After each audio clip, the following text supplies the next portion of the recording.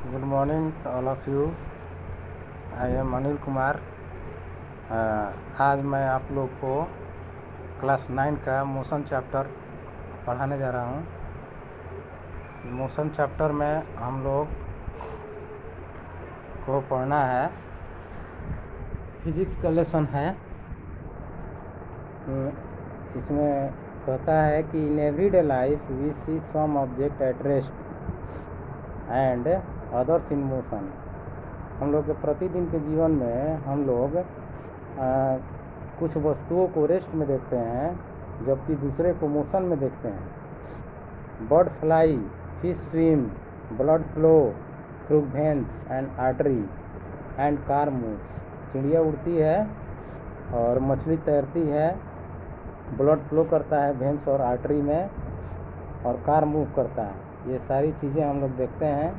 Atoms, molecules, planets, star and galaxy are all in motion. ये सभी motion में हैं। We often perceive an object to be in motion when its position changes with time. कह रहा है कि हम लोग उन ऑब्जेक्ट को मोशन में अनुभव करते हैं जब वो अपने पोजीशन समय के साथ बदलता है। However there are situations where the motion is inferred through indirect evidence। कह रहा है कि when its position with time, समय के साथ उसका पोजीशन बदलता है। the situation, एक ऐसा सिचुएशन आता है where the motion is inferred through indirect evidence, माने अप्रत्यक्ष रूप से जो घटनाएं होती है उसको देखते हुए जो मोशन होता है। For example, we infer the motion of air by observing the movement of dust and the movement of leaves and branches of tree। जैसे उदाहरण के लिए जो मोशन हवा के द्वारा होता है उसको हम लोग निरीक्षण करते हैं। डस्ट का जो मूवमेंट होता है and the movement of leaves and branches of tree, यानी कि पेड़ की शाखाओं और पत्तियों का जो मूवमेंट होता है उसके द्वारा उसको हम लोग ऑब्जर्व करते हैं। यानी इनडायरेक्ट वो मोशन हुआ, डायरेक्ट उस मोशन को हम लोग, हवा को हम लोग मूव करते हुए नहीं देख सकते हैं, लेकिन जो डस्ट पार्टिकल है जो मूव कर रहा है और जो लीव्स हैं, ब्रांचेज ऑफ ट्री हैं, वो जो मूव कर रहे हैं उसको हम लोग ऑब्जर्व करते हैं। इनडायरेक्ट मोशन है। What causes the phenomena of sunrise, sunset and changing oxygen. कह रहा है कि वह कौन सा ऐसा फिनोमेना है जिसके कारण sunrise, sunset and changing oxygen यानी मौसम में परिवर्तन होता है। तो it due to motion for the earth, क्या ये पृथ्वी के गति के कारण होता है? इफ इट इज़ ट्रू, अगर यह सही है, why do not we directly perceive the motion of the earth. अगर यह सही है तो हम लोग इस पृथ्वी को, इस अर्थ को मोशन करते हुए डायरेक्टली क्यों नहीं देख पाते हैं? An object may appear to be moving for one person and stationary for other।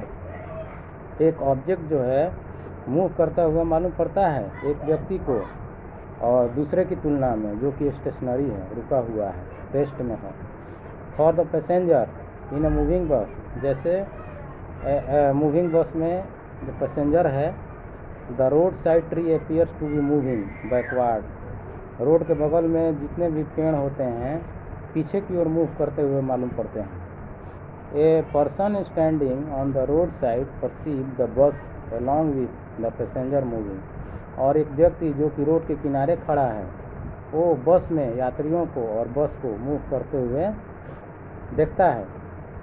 However a passenger inside the bus sees his fellow passenger to be at rest. जबकि जो उसमें पैसेंजर बैठे हुए हैं एक दूसरे को रेस्ट में महसूस करते हैं। What do these observation indicate. ये ऑब्जर्वेशन क्या इंडिकेट कर रहा है, क्या सूचित कर रहा है? Most motion are complex. अधिकतर मोशन जो होते हैं कॉम्प्लेक्स होते हैं, जटिल होते हैं। Some object may move in a straight line, और कुछ ऑब्जेक्ट जो हैं स्ट्रेट लाइन में मूव करते हैं। अदर्स में टेक ए सर्कुलर पाथ, जबकि दूसरे जो हैं वो सर्कुलर पाथ में मूव करते हैं। सम में rotate and a few others में वाइब्रेट। कुछ रोटेट करते हैं और कुछ वाइब्रेट करते हैं, कंपन करते हैं। There may be situation involving a combination of these. कह रहा है कि ये जो सिचुएशन होता है जिसमें इसका कॉम्बिनेशन होता है, समावेश होता है। इन दिस चैप्टर, इस चैप्टर में we shall first learn to describe the motion of object. इस चैप्टर में हम लोग सबसे पहले ये डिस्क्राइब करेंगे मोशन ऑफ द ऑब्जेक्ट, यानी ऑब्जेक्ट के मोशन को along straight line, straight line में मोशन करता है। We shall also learn to express such motion through simple equation and graph. और इसके साथ साथ हम लोग ये भी सीखेंगे कि मोशन जो है सिंपल इक्वेशन या ग्राफ के द्वारा किस तरह से उसको रिप्रेजेंट किया जाता है। Later we shall discuss way of describing circular motion. उसके बाद में हम लोग ये चर्चा करेंगे कि सर्कुलर मोशन क्या है, सर्कुलर मोशन को किस तरह से डिस्क्राइब किया जाएगा।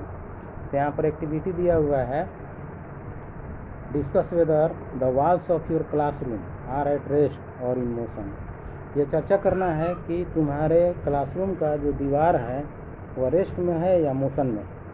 एक्टिविटी 8.2 है, उसमें कह रहा है कि have you ever experienced that the train is in which you are sitting appears to move while it is at rest. कह रहा है क्या ऐसा आप महसूस करते हैं कि ट्रेन जिसमें आप बैठे हुए हैं मूव करता हुआ मालूम पड़ता है, वाइल इज एट रेस्ट, जबकि वह रेस्ट में है। Discuss and share your experience. इसकी चर्चा करो और अपने अनुभव को शेयर करो। थिंक एंड एक्ट है, कह रहा है कि we sometimes are endangered by the motion of object around us. कभी कभी हम लोग अपने चारों तरफ के मोशन से चकित हो जाते हैं, specially if that motion is erratic and uncontrolled as observe. जब किसी मोशन को अनकंट्रोल्ड देखते हैं हम लोग इन ए फ्लूडेड रिवर, माने बाढ़ वाला नदी में, ए हुरिकेन और a tsunami. On the other hand controlled motion can be service to human beings such as in the generation of hydroelectric power. और कह रहा है कि human beings, controlled motion human beings जो है अपना service देता है जो, और जो हाइड्रो इलेक्ट्रिक पावर से जो जनरेशन होता है इलेक्ट्रिसिटी का, ये सब कंट्रोल्ड मोशन है। Do you feel the necessity to study the erratic motion of some object and learn to control them. कह रहा है कि क्या इस तरह के मोशन को स्टडी आप कर सकते हैं, उसको महसूस कर सकते हैं, और जो कुछ ऑब्जेक्ट जो हैं जिसको मोशन को कंट्रोल किया जा सकता है उसको आपको कंट्रोल ऑब्जर्व करना है। तो इस तरह से ये था कि मोशन जो है, मोशन और रेस्ट दोनों एक दूसरे का अपोजिट टर्म है। रेस्ट यानी कि यदि कोई बॉडी रुका हुआ है तो उसको रेस्ट में कहा जाता है, और उसका इनिशियल वेलोसिटी 0 होता है, u 0 होता है। और यदि कोई बॉडी मोशन में है तो किसी स्टेशनरी बॉडी के रिस्पेक्ट में वह मोशन में होता है और उसका वेलोसिटी होता है।